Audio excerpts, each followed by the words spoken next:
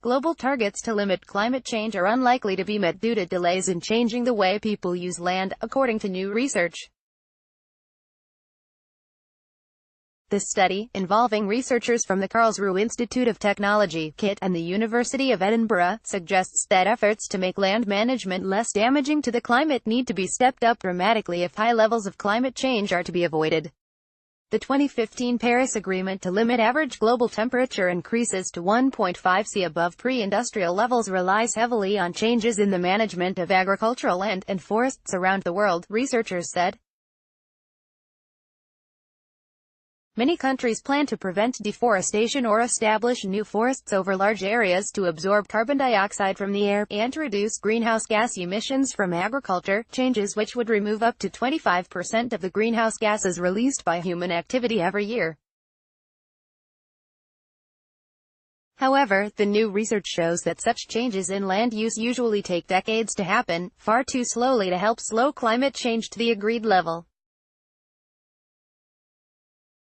Dr. Callum Brown of KIT, lead author of the study, said, the 195 countries that signed the Paris Agreement in 2015 set out a range of actions they would take to tackle climate change. In most cases, little progress has been made in implementing these actions, and often the situation has actually worsened in the last 3 years. Our research suggests that many of the plans for mitigation in the land system were unrealistic in the first place and now threaten to make the Paris target itself unachievable. The research highlights deforestation in tropical regions, which has accelerated recently after previously slowing down.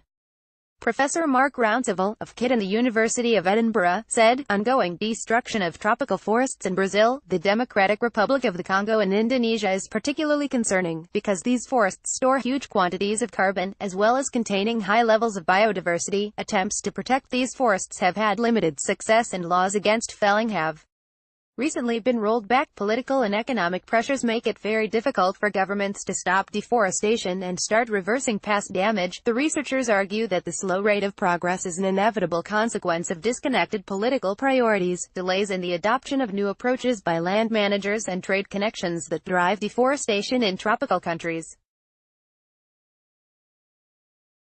Dr. Peter Alexander, an author of the study from the University of Edinburgh, said, individual countries' plans to accomplish the Paris Agreement are vague, almost certainly insufficient, and unlikely to be implemented in full. Richer countries have not been leading the way, either in reducing their own emissions or in reducing the pressure on developing nations. We need to find rapid but realistic ways of changing human land use if we are to meet our climate change targets. The research is published in the journal Nature Climate Change.